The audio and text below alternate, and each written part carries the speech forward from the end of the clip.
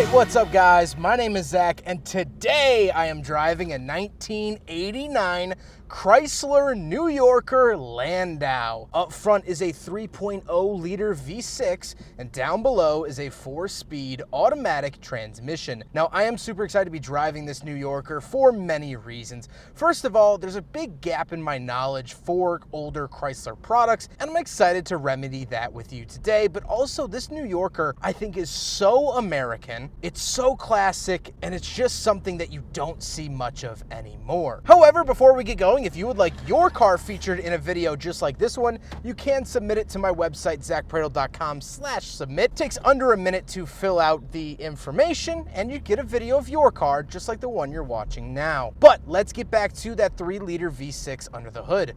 Well, it's actually a Mitsubishi engine. Where have we seen a 3-liter V6 on the channel recently? Oh yeah, the Dodge Stealth. So while that one had a dual overhead cam 3-liter V6, it's actually the same as this car. This just gets the single overhead cam. Back in the day, it made about 140 horsepower. It's not a lot. This wasn't a showstopper, but the engine actually is from Mitsubishi. So the DSM Mitsubishi Chrysler crossover goes way deeper than I ever really thought. I knew about the Conquest and the Eagle Talon, and of course the Stealth and 3000 GT, but I never realized that vehicles like this even got Mitsubishi engines, which I find to be really, really interesting. Now, like I said, paired to it is a 4-speed automatic transmission. The 4-speed was, and still is, problematic to say the least. It is not a very good transmission just in terms of reliability. The 3-speed that this transmission replaced was actually a lot stronger of a transmission. So if you're looking at buying one of these older New Yorkers, 3-speed is the way to go, not the 4-speed. Last but not least about the New Yorker is that it is front-wheel drive. So how does it feel to actually drive the Chrysler New Yorker Landau? This thing floats. It's very, very comfortable, not only in the seats, but in the suspension. It's easy to see out of because it's an 80s car, and I absolutely love that about 80s cars. I don't know what will happen in a rollover, but for now, I can actually see out the front end, which is a big, big win. Steering is nice and light and relaxed. The transmission is shifting fine for me, but I don't know how long I trust it for. But with that stuff out of the way, let's talk about the interior. Well, in front of me, I do have a digital dashboard. Now, this was optional on the Landau. So not only did you have to get the top trim Landau, but you had to specifically option for the digital cluster, which I am very pleasantly enjoying here in the New Yorker. I absolutely love digital clusters from this era. Are they reliable? Not really, but they are cool. On the steering wheel, I just get the little Pentastar logo, and that's it. It's almost like a jewel or diamond. I do have cruise control off to the left on a stalk, which is really, really cool for 1989. Although this is a top trim, I would expect that, but still nice to see. And off to the left, I have a climate control vent, headlights, and defroster. And moving on to the door, I have my memory seat option. So you actually adjust these seats here on the door, as well as you can select your memory. And then down below, we have the window locks, windows, and door lock options. Moving into the center, I get 2 climate control vents and the smallest, cutest digital climate control I've ever seen. This is so cute. I just want to pinch its little cheeks. Then we do have an aftermarket radio because any radio from the late 80s cannot keep up with modern audio equipment. So that has since got swapped out. Then we do have an ashtray and cigarette lighter, of course, but moving off to the right, I have pull-out cup holders. So we will do a big friggin' bottle test here in the Chrysler New Yorker from 1989. It fails, but I think this is kind of an interesting cup holder setup, and cup holders were not common at all in the 80s. So the fact that this even had cup holders at all, this was kind of a new technology almost. That's cool. It fails, but I think it's pretty neat. Then we don't get a center console. We get a nice, comfy, almost bench seat, but there is no middle seat belt. Actually, on a second look, it does have a bench seat. I didn't see the buckle or seat belt on my first assessment, but it does, in fact, have a middle bench seat. Pretty cool quirk of the Chrysler New Yorker. And then we gotta talk about the seats. The seats have these comically large buttons on them. They look straight out of your grandma's couch or living room, and I love that about it. You just don't see seats like this anymore. You really don't see cars like this anymore, but you definitely don't see seats like this anymore, and they are incredibly comfortable. I wish I could pull them out and put them in my living room. But while I can't, what I can do is go sit in the back seat. All right, so we're in the back of the 1989 Chrysler New Yorker Landau, and a couple of things to note. First of all, knee room isn't bad, but it looks like it would be. On camera, I'm sure it looks like I'm getting squished, and I'm not. I do have these grab handles on the back of the seats. This feels like an unstretched limo back here. It has sort of that upholstery that I'm used to. Well, not that I'm used to. I don't ride in limos all that much, but I've seen limos from this era. Like, what's that movie, oh shoot, where Julia Roberts goes, big mistake, huge. They ride in a limo in that movie, and that's of this era, so that reminds me of that. It just came to me. Pretty Woman. Ah! Feels like that. I have ashtrays in the doors. I have power windows. I do get a little center console. No cup holders in here, but a big foam brick. Really, really cool to see. I'm very comfortable back here. I was hesitant that I was going to be just looking at it, but once you're actually back here, it's very, very comfortable.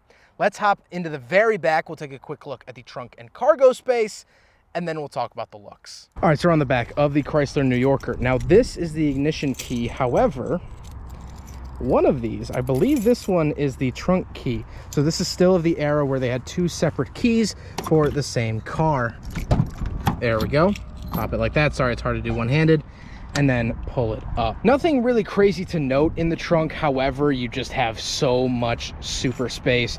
This is what I miss about American cars, is how much room you get in the trunk, and the New Yorker has no shortage of that. However, I do want to show you something, is that this actually does have a soft close trunk that still works. Not only does it have rear air suspension that is self-leveling, but it also has soft close just like that. How cool is that? Now we gotta talk about the looks. And the first thing before we do the walk around is the Landau top. This was for the top trim. They put this piece of leathery fabric around the back to make sure everyone knew that you were cool and interesting. And it does absolutely nothing besides that. It's just to look cool. It's kind of a throwback to when cars were convertibles, bigger convertibles in like the 50s, 40s, things like that. This is just kind of mimicking that in a half-hearted way. But let's do a walk around. I love the blue color. I love the hidden headlights. I really like the proportions of this car. Now, this car is a C platform car from Chrysler. However, it's just a K car in a slightly different font. It shares a lot with the K platform, so for all intents and purposes, it's really a K car. It really, really is. I know it's not, but it is, but it's not, but it is. And I love that little charm about it, and I love the boxy era. I love that this is a late 80s car. I am just over the moon with this thing. But let's get on to my final thoughts. What do I think driving a Chrysler New Yorker? Well, I have mixed feelings. First of all, the build quality is pretty shoddy. Now, that's to be said about most American cars in this era, but the door panels had to be self-tapered on by a previous owner. The panels are plasticky and broken, the suspension squeaks, and the engine was as reliable as the owner wanted it to be. Most owners didn't care, so they had valve seat issues and would blow smoke all the time. That's where a lot of the Chrysler New Yorkers met their death, was through the fire and the flames on expert mode, and unfortunately under the hood. But you know what? I can get past that. I can forgive the shoddy build quality. I can forgive the creakiness because this car is still here today. This car has survived neglect from previous owners. Now it's in good hands. But time and people have not been nice to this particular automobile. And I think that that's a shame because really, truly, this car is an embodiment of America in the 1980s. Yes, it has a New Yorker name. New York being pretty much the largest, most popular city in our country. That's not why I say it's American. It's American because it's showy. Under the surface, it might not be built on the best foundation, but it works. It does the job, and it does what it's supposed to do. Comfort is one of the top priorities for the New Yorker, much like many Americans who prioritize comfort over practicality. But the real reason why this is an honest American vehicle is because it was actually built right here in Illinois. This car was built at the Belvidere assembly plant in Belvidere, Illinois. That plant opened up in the 60s and built a myriad of different vehicles. However, not as of 2 months ago, they've actually shut their doors and they've ended Jeep production in 2023. As of right now, the future of that plant is up in the air. Will it meet the destiny that the Janesville plant met that built the J-bodies, turned into a rubble parking lot fenced off from the world? Will it get sold to a new startup company like they did with the NUMMI plant out in California that built the Pontiac Vibe? Maybe. But the men and women that worked there, those were Midwestern folk. Those were Illinoisans. Factory work is the great equalizer. There's no status. There's no I'm better than the guy next to me when working in a factory. It just doesn't exist. And so this car was built by an honest group of men and women of all races and nationalities. This car was built by our neighbors, our friends, and our colleagues. This car was built by people on the city council, people that ran your local Bible study, people whose kids you bought Girl Scout cookies from. And this car was built by the owner's father. That's right, this car is owned by my friend Andrew, who used to work at the Belvidere plant. But before him, his father worked at the Belvidere plant, and his father put in this headliner back in 1989. So that's why I can get past all of the squeakiness and rattles and door panels, because this car actually means something to the owner. This car is a part of the owner's history. It's a part of his family tree. And up until recently, the Belvidere plant was something that Northern Illinoisans could be proud of and were respected for. The New Yorker's a Midwestern kid, and so I feel a sort of connection to that. I grew up in the Midwest too, New Yorker. We're cut from the same cloth. A denim, unwashed, hot dog smelling cloth. I love this thing, man.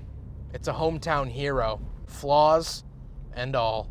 I hope you guys enjoyed the video. Huge thank you to Andrew for letting me take out the New Yorker. Such a cool experience. I'm so excited to expand my Chrysler knowledge here on the channel. And through Andrew and his friends, I am certainly trying my best to do that. He's been absolutely awesome to work with, very, very knowledgeable about these cars, and I cannot thank Andrew and his father enough. But I hope you guys enjoyed the video. Don't forget to rate the video, comment on the video, and subscribe if you really liked it. Thank a factory worker today.